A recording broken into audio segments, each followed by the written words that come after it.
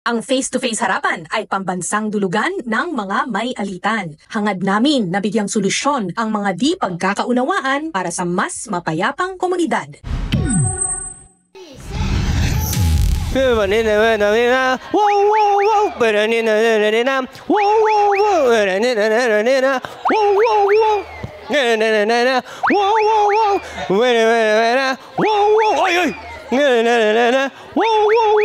Ang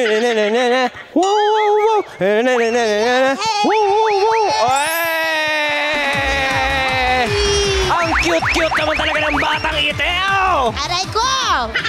Kuya Roy, huwag mo ako masyadong panggigilan. Pwera usog.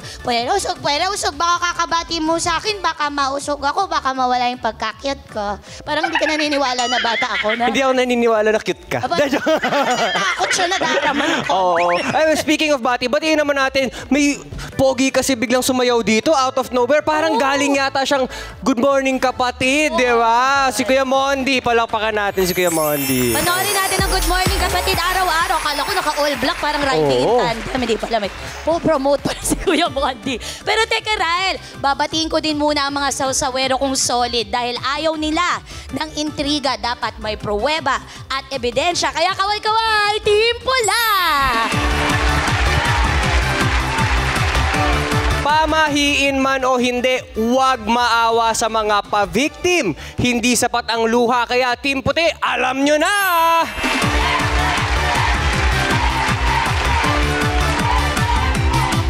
Welcome po sa programang hindi basta-bastang naniniwala sa tabi-tabi po.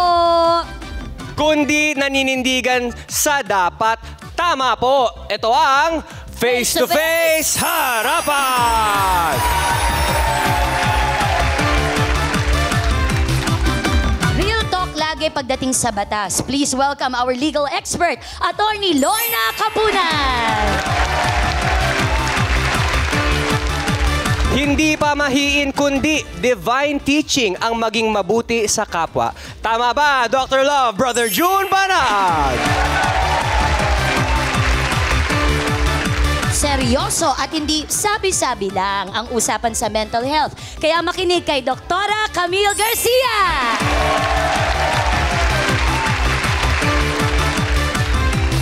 Humanda na dahil dala niya hindi usog, kundi pang-unawa at kailinga. Siya ang atin ang masa, Corina Sanchez Rojas!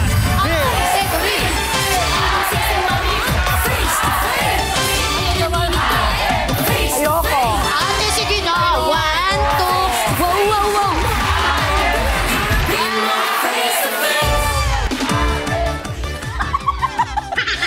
Alam nyo, kulang talaga bayad sa akin dito. Biro mo gumaganyan-ganyan pa ako. Ano ba yun? Sabitan nyo na ako ng medalya. Ayan. Naniniwala ba kayo sa usog? Yes! Yes? Really? Bakit? Ang usog, pwede sa kahit sino, di ba? Pag binati mo ng binati, baka magkasakit. Di ba yun yung usog? Hindi ako naniniwala dyan. Bakit ganon? Mga kapatid, kumapit kayo ng mahigpit dahil ngayong araw, naniniwala ka man o hindi, issue tungkol sa usog ang ating hihimayin. Alam niyo na, yung mga paniniwala ng Pilipino, isang kapitbahay ang malakas umanong mang-usog ng bata. Kumbaga, sinasadya daw. Parang kulam, no? Parang kulam. Kaya ang pakiusap sa kanya, Madam, puwera usog. Namumutla, nagsusuka at nanghihina. Yan daw ang nararamdaman ng anak ni Kikay matapos sabihang cute ni Aling Beth. Nako, mahirap palang mabati. Ako, yan si Beth. Nausog ako niya, nabati ako. Sumakit ang tiyan ko pag uwi ko sa bahay. Naganda kasuka ako. At pagkatapos, nanlamig ang katawan ko, hindi maganda pakiramdam ko. Kaya ang ginawa ko, bumalik ako sa kanya. Nalawain niya ako, gumana ang pakiramdam ko. Kaya alam kong may usog siya. At talagang nausog niya talaga ako. Kaya naman binigyan ko siya. Hindi po totoo na nangusog po si Ate Beth. Sa katangan nga po, sa kanya po kami nagpapahilot pag nasakit po yung mga anak ko. bawasan na nga ho yung mga inihilot niya. Nagawa nga po ng chismis na Kikay na malakas yung usog niya, kaya po natakot po sila. Wait a minute! Totoo ba ang usog? Kawawang usog! Laging natuturong salarin pag masama ang pakiramdam ng bata. Pag-usapan na yan bago pa tayo mausog. At least na iba-iba tayo ngayon, hindi na utang ng pera o renta. Hindi ba? Yes. Usog naman ang pag-usapan natin. Oh. Siya ang nanay ng batang madalas mausog daw ng kapitbahay nila. Eto na ang nagrereklamo. Kikay, humarap ka na.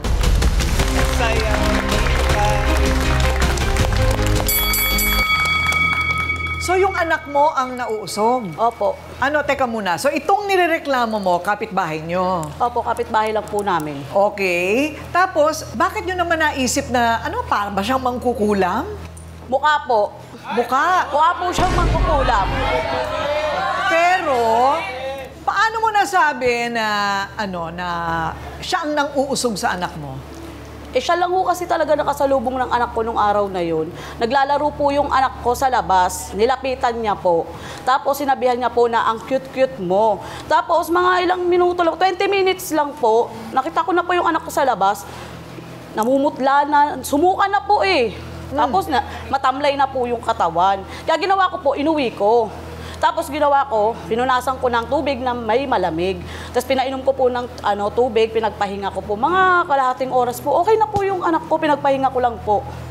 Ano ba yan? Yan ba ay depende sa tao? Kung may pagka-mangkukulam siya, may masamang hangarin, gano'n? Eh, ako po kasi naniniwala po kasi talaga ako sa usog eh. Tsaka hindi naman po kasi sakitin yung anak ko eh. O so, naulit ba sa anak mo? Opo. Naulit na naman? Oo, nakaraang linggo lang po. O anong nangyari naman? Kasama ko po yung anak ko sa labas. Oh. Nilapitan ho nung aling bet, hinawakan ko sa kanang balikat. Tapos binati na naman ho.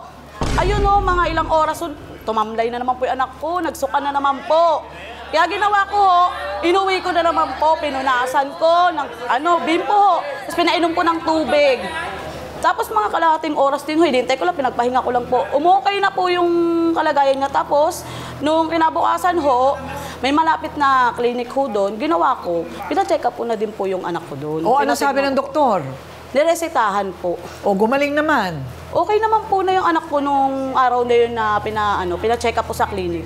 Okay. Nagkasakit talaga yung kanyang anak. Hindi naman kaya nilamig lang yung anak mo? Hindi po. Bumaba ang Hindi po sakitin yung anak ko. resistensya? Hindi po sakitin yung anak ko. O hindi sakitin. Pero sabi mo nga, tuwing siya'y babatiin, Opo. nauusog. Oo, naniniwala ka sa usog. Depende kasi everything is energy eh. So parang sa bati hindi ata masyado. Oo, sa Pero bati. kung germs, hinawakan o doon posibleng baka magkasakit ang bata. Okay. Ang hirap kasing patunayan. Paano mo patutunayan na nauusog siya doon sa taong ito? Kasama ko po yung kumari ko, siya po magpapatunay po lahat niyan. Ah, talaga? Totoo po na malakas po ang usog niyan, malademonyo po yung usog niyan. Malademonyo? Teka muna. Eto na. Pakinggan naman natin yung nang-uusog. Ay! Eto na. Madalas daw siyang mambati ng ang cute-cute mo na may kasunod daw na usog. Tawagin na natin ang inirereklamo. Beth, humarap ka na.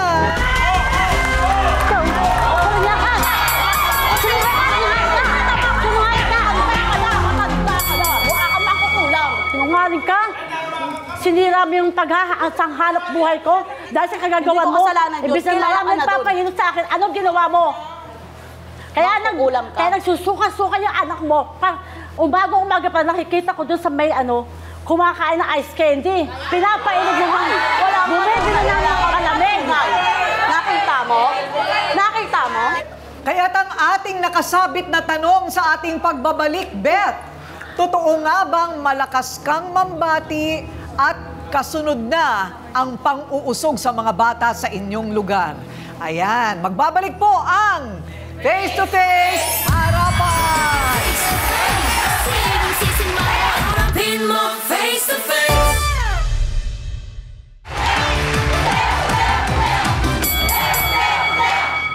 O sige, Beth, isang tanong, isang sagot, ha? May usog ka ba talaga sa mga bata? Wala po. Wala po akong usog. Naghihilot po ako. Ako nga naghihilot sa mga bata eh. Oh, so? Yan, nagpahilot pa nga sa akin yan. Yung buntis yan eh. 7 buwan, nagmataas sa akin ng matres. Pinagbayad ko ba siya? Ay, Nagbabayad ako. Hindi mo tinanggap. Nagbabayad ako. Dahil pusan loob ako pusan loob ka lumalapit sa akin. Kasalanan mo na yun. Nagbabayad ako. Hindi mo Hindi tinanggap. ko alam kung anong galit mo sa akin, Kikay. ano ba yung galit? Meron ka pa bang ibang galit? Parang ngayon lang. Wala na ho eh. Siyempre ho, anak ko kasi yun, natatakot lang ho ako may mangyari. Hindi naman po kasi talaga Hindi ko alam kung nagagalit ka dumating kasi. lang ho yan sa amin. Doon pa nang Hindi ko alam kung nagagalit ka kasi naghihilot na ako, nagtitinda pa ako. Kasi ikaw, chismisan na ka ng chismisan ka sa may lugar ninyo. Hoy, nagtatrabaho ako. Okay, meron bang ipinapanganak na may usog? O yan ay pinananawagan sa demonyo? Ha? Madasali po akong tao, parati po ang sisimba, linggo-linggo. Ah, ganon. Kayo po'y madasalin. Opo. Okay. Saan ba nanggaling yung paniniwala nyo ng usog? Hindi, naniniwala po talaga ako na usog yun kasi 2 beses niya ho binati, 2 beses rin nung nagkaganon, isa lang ho yung nangyari. Kaya talagang naniniwala ako sa usog. Hindi po talaga sakit yung anak ko yung pinagpipilitan ko. Paano ba ang paniniwala, Doc Camille, yung usog? Pwede rin sa tao, di ba? Puwera usog, ha? Di ba may ganyan? Sabi po nila, it's a negative energy na napapasa dun sa tao na yon. Pero kung tatanungin po kung if it is a medical condition, hindi po, wala rin scientific explanation dito. It's more of yung sasabihin natin na pag binati ka, syempre lalo na po pag sa mga bata, bagong mukha, so i-stress yung bata na yun na bago tong mukha na to. So talagang affected sila. So pwedeng na-somatize yung takot nila into something else. Kaya pwedeng ganun po yung mangyayari doon. Ganun ba yun? Ewan ko lang, si Kikay lang ba ang nag-aakusa sa'yo? Bukod tangis siya lang. Ay hindi, marami. Alam yan, mga Bukod tangis siya lang. natin. Itataka ako. Marami yan. Alam ng kapitbahay natin yan. Sa tagal-tagal ko nang manghihilot doon, siya lang ang nagrereklamo. O, so, mag-eksperimento tayo, ha? Purihin mo si Ryle. Sabi ko, naramdaman ko na po eh. Purihin mo si Ryle. Tingnan natin kung magkakasakit siya. Ako pa nga ang nakakaalam pagka nausog ka o hindi eh. O, ayan, ito na nga. Ayan na nga. Kasi ang hawak ko, pag ako alam ko may usog ang bata, nahawa ko sa tenga. Practice lang, bro. Practice lang. Pag malamig ang tenga, may pilay.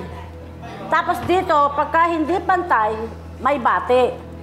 Ayaw naman yan patingin sa akin, anak ko, tignan ko. Eh, natatakot nga sa'yo yung anak ko mukha kasi makukulang. Nako, talaga. Maganda yan. Tsura mo pala. Palalabasin na ng bahay. Paano ngayon naapektuhan ang kabuhayan mo dahil sa chismis? Ano po, yung titindang almusal ngayon po, pagka may magtitinda po ako, maglalako po. Sabi ng nadidinig ko na lang basta, kayong bibili ng andyan kasi suso kayo, baka subuka rin kayo. Kaya yung mga paninda ko, nasasayang, wala na akong bumibili.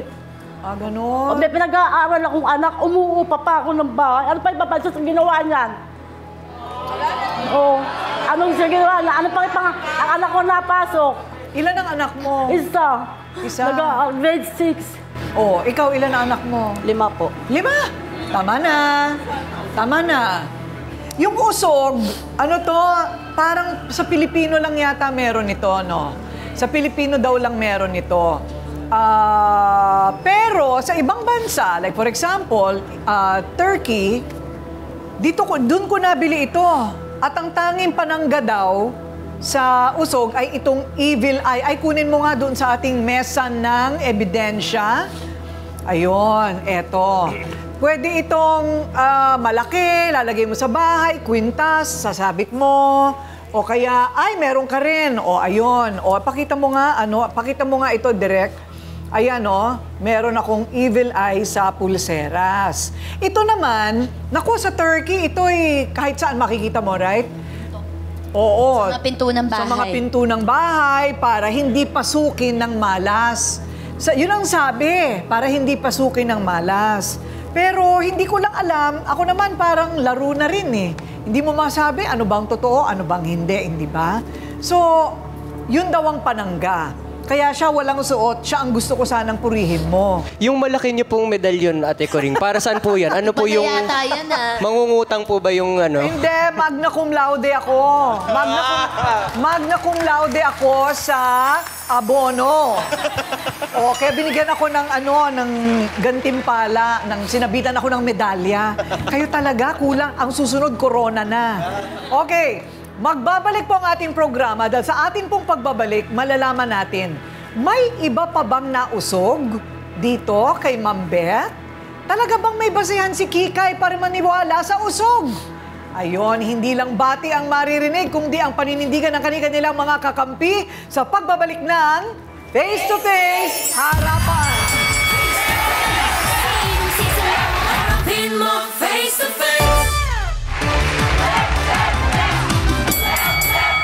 Naku, hindi pa po dito nagtatapos ang mga kwento ng usog daw ni Ma'am Beth. Dahil may isa pang nanay ang nagrereklamo din. Kakampi naman ito ni Kikay. Tawagin na rin natin ang handang magpatotoo. Vanessa, humarap ka na. Sinungaling ka! Ikaw sinungaling! Hoy, hindi ka machichismis kung walang katotohanan yung sinasabi namin. Tama. Okay. Oh. Sakto, chismis. Ate Vanessa, kalma po na onte, ha? Okay. Ano pong nangyari? Pati po ba anak nyo nasasabing nausog? Isalay sa inyo, paano po nyo yung nasabi? Galing po ako sa trabaho. Lumabas po yung magkapatid sa labas. Pagkatapos po, nung umuwi po sa bahay, nakita ko po, nanghihina na po yung anak ko. Tinanong ko yung panganay kong anak. Sabi ko, ano nangyari sa kapatid mo? Sabi niya, napati lang po yan ni Aling Beth, ma. Sabi ko, bakit nabati? Anong ginawa? Nakit-kit daw ng anak ko. Sabi niya gano'n. Hindi naman po siya nagsuka eh. Ang nangyari po, nanghihina lang po at nagpapawisan po ng malamig. Kaya ang ginawa ko po, nagpahinga ko lang po siya. Sabi ko, sige, magpahinga lang muna. Tapos pinainom ko na rin po ng maligamgam ng tubig. Okay. Parang parehas sila ng kwento, no, Ate Coring? Bago ba kayo naghinala na usog ito, meron bang medical intervention? As in, may doktor bang tumingin bago kayo nag-isip ng gano'n? Hindi ko na po siya pinadoktor. Sa akin. Yung akin ho, pina-check up ko po talaga. Pero, nung kinabukasan na ho, okay na po yung anak ko noon. Mula nitong mga nangyari na to, anong ginawa nyo? Iniiwasan nyo na ba si Beth? Paano naka-apekto to sa pagkakaibigan nyo? Nakita lang nila na porkit niya to, kilay ko, tato. Ay, hindi. Itsura mo, diba? Di ba nakikita yung mukha mo? Mang-uusog Mukha kang mangkukulam. Hindi naman lahat ng hindi naman nakikita sa itsura yun. Yung mga bata, kasi gawa na sa kapal na kilay ko, tato yan. Kailan ka ba nagpatato ng kilay? Tagal na po. Ha? Nung pa yun, nagja-Japan pa ako, 18 years old. Nag-Japan UK po ako. Alam mo, ibang klase yung tattoo mo, ha? Kasi kung... Nung nagka-edad na ako, lumaylay na siya. Lumaylay. Kaya dapat, Ate Coring, pag nagpapatato ng kilay, dito na ipatato. Para pag nagkaedad tayo, bumababa siya sa tamang lugar. Balang araw, pag nag-80 ka na, ate, magiging eyeliner na po yan. So, sasakto ulit. So, mag-aantay pa tayo ng 40 years. Aling Beth! Napatawa lang kita, Ate Beth. Pinapagaan ko Alam lang. mo, yung mga usong patato ngayon ng kilay, medyo hindi na ganyang katindi, no?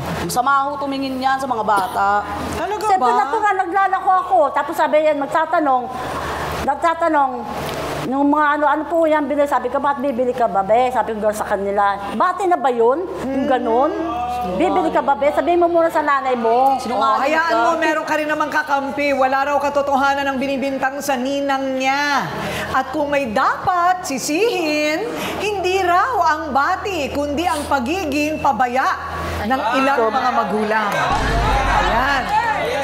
Tatat, humarap ka na. Sobrang ano nila.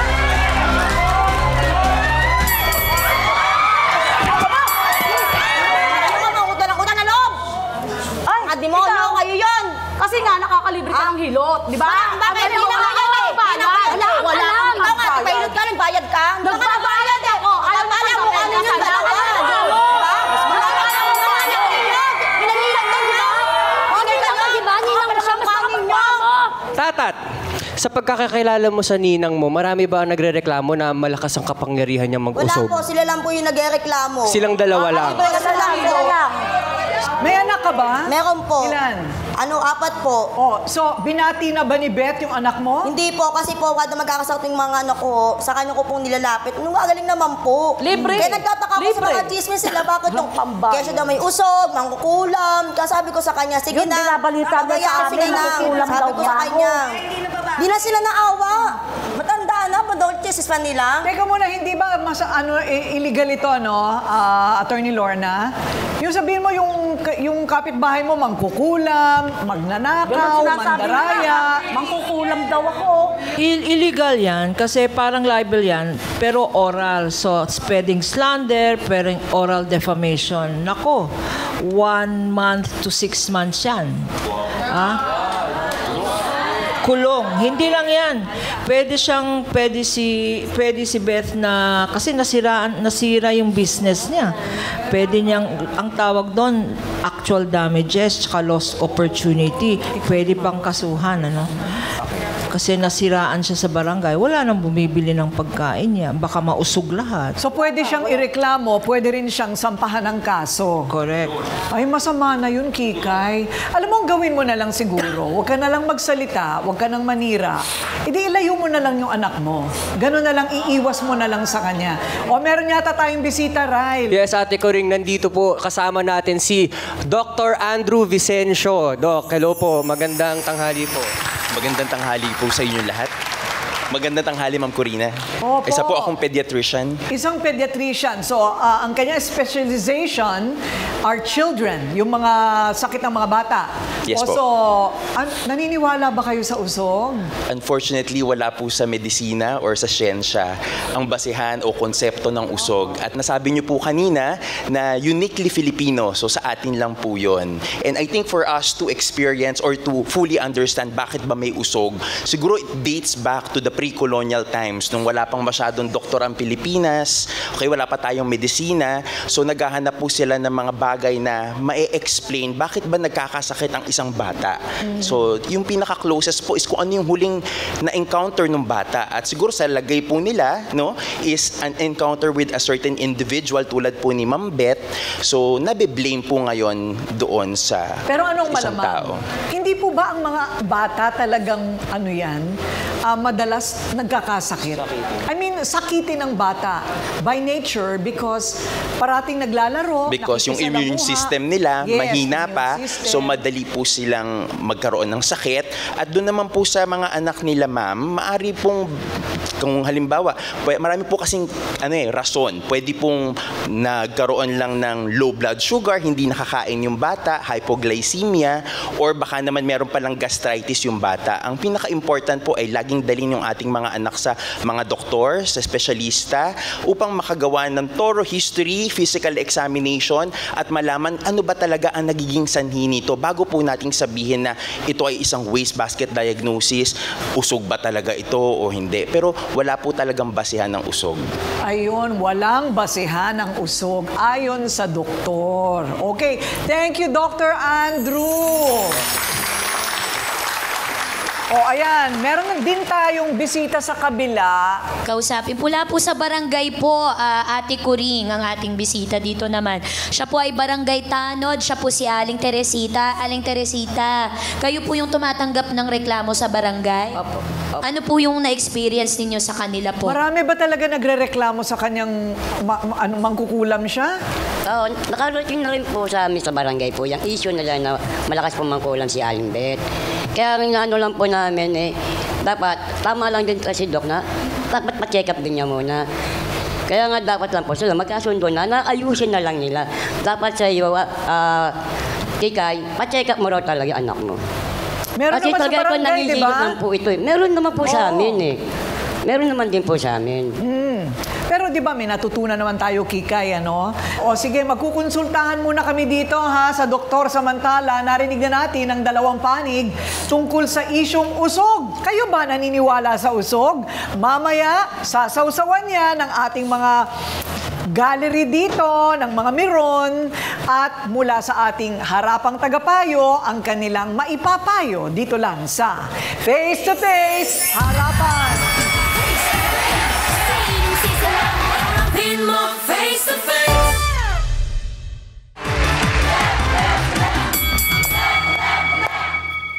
Ayun. Ikaw ba, Ryle, naniniwala ka sa usog? Turo po kasi ng mom ko dati ever since ate ko ring yes. Kaya sa mga anak ng mga kaibigan ko, naging maingat ako. May nagalit ka kasi akong kaibigan sa akin. Kasi cute na cute ako dun sa bata. Tapos sabi, ano ka ba? Baka mausog. So nilawayan ko. Tapos nagalit lalo. Tumulo kasi yung laway ko eh. Hindi. Pero yes, turo po sa akin ng nanay ko, lalo na sa akin ng bata po. Cute kasi ako nun eh. Ayun. Okay, cute ka pa rin naman ngayon. Ikaw naman, Tuesday, naniniwala ka? Mas naniniwala po kaysa sa usog, sa busog po ko naniniwala. Hindi, totoo to, ate ko rin. Kanina na-mention ni Doc Andrew na baka hypoglycemic or hindi nakakain ang bata. Na-mention din ni Ate Beth na umagang-umaga, umaano ng ice candy, malamig tas matamis. Nang walang laman pa ang tiyan or tamang nutrition. So, tingin ko hindi ito usapang parang mystical ang pag-uusap or parang matalinhaga ba or may kapangyarihan. Parang medical dapat. Kaya lagi tayong nagsasuggest patingin. Di ba, kuya? Oo, yung medical. Pinaka-importante yung medical. O ano naman ang masasabi ng Team Puti? So, di mo rin kasi masisisi kung nakadikit na sa kultura talaga ng nakadikit na sa kultura ng Pilipino yung usog. So, hindi mo rin masisisi kung yun talaga yung paniniwala niya. Saka as a mom, as a parent, saka as a mom, as a parent, talagang yung mga ganung bagay, yung kumbaga nakita mo na kasi yung pattern na parang naulit na ng ilang beses. So, possible na yung mga ganung bagay, mag-aalala na talaga. So, syempre, nanay siya eh, yung mga ganun.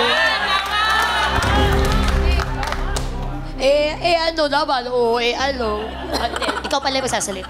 It has been scientifically and medically said that it is not true and there's no true scientific basis. At saka unang-una sa lahat, bakit yung po kasi pinapabayaan yung anak ko sa labas? Pati nauna ang chismis kaysa ang anak. Tanungin natin si Brother June. May paliwanag ba sa Biblia yung konsepto ng usog? Usog is more of superstition, Ate Corinne. Pero wag niyo akong pigilin ha, catechism to. Sa simbahan natin, yung pinakikita niyo kanina, evil eye, ang origin niyang evil eye na yan, galing yan, kultura yan ng Mediterranean at saka ng Middle Eastern regions. In fact, several years ago, when I was in Turkey, nakakita ako niyan at marami akong pinamili at ipinamigay ko dito sa mga kaibigan ko. Nang malaman ng exorcist, pinabawi sa akin. Ay. Okay? Bakit daw? Superstition. Okay. Katulad din, yung kung tatanungin natin, yung bang kulam, yung witchcraft, yun ba'y nasa Biblia? Nasa Biblia. Kasi gawa ng diablo ang kulam. If you submit yourself to witchcraft, asahan mo ate, tatablan ka. So yung superstition na yan, sinong matutuwa dyan na ang anak mo'y palalawayan mo? Hindi mo alam kung may tuberculosis yung maglalaway. Di ba? Ang nakatatakot dito, Ate Kikay at Vanessa, huwag nating katakutan ang superstition. Tantanan natin ang superstition dahil walang basihan. Okay? Mga pamahiin, walang basihan yan. Ang katakutan nyo ay kung idemanda kayo ni Beth ng oral defamation dahil 1 hanggang 6 na buwang pagkakakulong minimum ang kinakaharap ninyo. So, baguhin natin ang ating pananaw sa buhay at isabuhay natin ang salita ng Diyos. Ayan, thank you, Brother June. Doc Camille, bakit ba sa kabila ng modernong medisina ay parang marami pa rin ang gustong maniwala sa ganito? Magkaroon sana ng pagkakataon na maintindihan nyo na tayo bilang isang nanay, kumisan pag mayroong mga sakit yung anak natin, lahat ng klase gagawin natin, sasabihin, ay baka may pilay, pupunta tayo sa manghihilot. Tapos, pero come to think of it, marami naman palang doktor na pwedeng takbuhan. At saka tayo, ang hilig-hilig nating makadinig lang na, uy, alam mo, nung sumakit yung ulo ko, ganito yung ininom kong gamot. Ginagaya natin kahit hindi tayo kumukonsulta. So sana maintindihan nyo, no? Sila po bilang mga doktor, nag-aral po yan, dalubhasa po yan. So sana maintindihan nyo, kinakailangan nyo rin po magpakonsulta. Meron naman po sa mga health center, bakit tayo natatakot? Kumisan yung takot na yon ang nagdudulot sa atin kung bakit tayo kumisan umiiwas sa doktor, kung bakit tayo naniniwala sa kung ano-ano.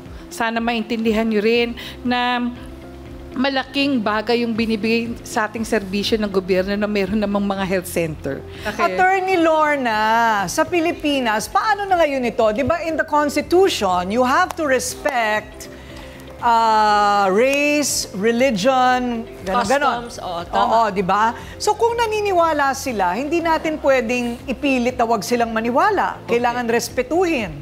Kasi so pagka halimbawa, Attorney Lorna, naghabla si nanay dito kay Kikay, ano ang desisyon ng korte dyan?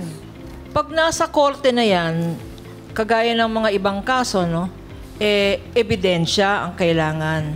At dito sa salaysay nila, intindihin natin yung konsepto ng cause and effect. Okay. Ano yung cause? Yung cause, yung bakit nagkasakitan siya. Di ba? Ang sinasabi mo, ang cause ay nausog. Tama? Yun ang effect. Cause and effect. Pero, hindi tatanggapin ng korte yan kasi dalawang klase ang ibig sabihin ng cause. Dito sa kaso mo, palagay ko, hindi natin pwedeng iabla si Beth kasi walang direct cause. In fact, sinasabi ni Beth na maraming ebidensya na baka hindi usog yon. Okay lang ang maniwala, pero kapag nakakasira ka na sa iba, doon yung linya. Correct. Nirerespeto namin yung paniniwala mo. Pero kapag nakakasira ka na, yun, pwede ka nang mahabla. Okay, pag-unawa at pagkakasundo na nga ba ang tunay na lunas kontra sa usog daw ng kapitbahay? Aabangan ang mga susunod na mangyayari sa Face to Face Harapan!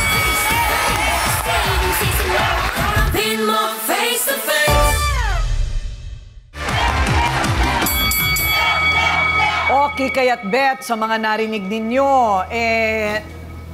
naniniwala pa rin ba kayo sa usog? Pero hindi na namin papakialaman siguro yung paniniwala ninyo. Kung may paniniwala kayong ganyan, di para sa akin, iwasan nyo na lang siguro si Bet o kahit sino yung mga, alam mo yung ganon. Pero kung itinatanggi naman ni Beth yun, hindi rin natin siya pwedeng pilit akusahan. No? Kasi naghahanap buhay lang yung tao, baka nakukyutan lang din talaga. Kung ako makita ko yung anak mo at sabi ko, napaka-cute mo naman, pagkakamalan mo ba akong may usog? O bakit? Maganda ka eh. Alam mo, kita mo, nasa kilay, nanay. Siguro nasa kilay lang talaga niya. Hindi naman niya kasalanan yung nangyari sa kilay niya. Nainggit sa kilay, nainggit. Nainggit sa kilay, nainggit. Oo, yaon mo na yun. Maganda ka naman, wala nang inggitan yan. Hindi naman siguro. Nasa paniniwala lang talaga. So, ang susi talaga, magrespetuhan tayo ng espasyo at paniniwala. O, ikaw rin, sa inyo, pagkatapos ng episode natin, okay na ulit ang reputasyon mo. O, sabi nga ni Doc, wala namang usog-usog. O, so, pwedeng magsama-sama ng hindi nag-aaway. Okay ba? Sila na naman eh. Oo. Dahil nga ilan ang anak mo? 5 po. 5, tama na yan ha. Bibigyan kita at ikaw ng groceries at vitamins para sa mga anak. Okay? Para lumakas ang resistensya. Okay? Huwag na natin sigurong pagdiskitahan ng ibang tao sa nangyayari sa anak natin. Okay? Okay ba yon? O sige. O magkamayan naman kayo para medyo... Sige na. Magkamayan na lang kayo. O, sige na, nanay. O, ayan. Ayan. O, galit na galit si Vanessa kanina. Ikaw rin, kakamayan. Sige na. O, sige na. O, ayan. Gusto mo bang lawayan ko talampakan mo? Kasi hinawakan mo siya eh. O, ayan. Di ba para lahat bati, kahit na walang yakapan, basta't hindi nag-aaway. Alam po ninyo, ang paniniwala o relihiyon, hindi natin mapipigil o madidikta. Kailangan na lang ng respeto. Pero, ang paninira ay malinaw na paglabag sa batas. Ang paniniwala, hindi yan paglabag sa batas, pero ang paninira ay malinaw na labag sa batas. At kailangan nating managot sa magkakapitbahay na magkakaiba ang sabihin nating nasyonalidad, kultura, relihiyon, paniniwala, dapat nagre-respetuhan. Ha? Meron Muslim, may pinaniniwalaan ganito. Ito Katoliko, hindi naniniwala sa ganon. Ito maraming asawa kasi Islam. Dito, alam mo yung ganon? Wala tayong pwedeng gawing panghuhusga sa paniniwala ng iba. Pero ang kailangan nire-respeto. Ang respeto at ang paglabag sa respeto ang basehan ng batas. Payapa tayong magsama-sama kahit magkakaibang paniniwala po natin. Ang susi ay respeto at walang paghahamak sa iba dahil inaakala nating totoo. Okay? Respetohan na lang, ha? Ako po ang inyong Ate Kuring nagsasabing may cake ang harapin ang mga issue dahil walang hindi nadadaan sa pag-uusap. Basta dapat may mukha kang ihaharap dito sa Face to Face Harapan! Okay ba? Face to face. Face to face. Face to face. Face to face, harapan tayo. Face to face, problema'y solusyonan. Tayo na ating pag-usapan. Face to face, tama ng okrayan. Sama na sa puting, tama o mali. Galit, bati. Bawat panig ating pakinggan. Ang mga gusot ay may kasagutan. Face it, face up. Di ba sadyang makulay ang mukha ng buhay? Tayo'y magharapan sa bawat katanungan. Aminan, awayan, isaayos na. Gusto mo bang Good trip, bad trip! Mga sara, bully ko na po siya ng tako, ampasin ko na eh. Nakita ko po kasi siya pumorman eh. Binubuli mo ba talaga si Rene? Sadyang binabawihan ko lang po talaga siya. Yung mukha niya po kasi mapangasar, tignan niyo po, nangangasar yung mukha. Pwede lang po eh. Oo, sige nga.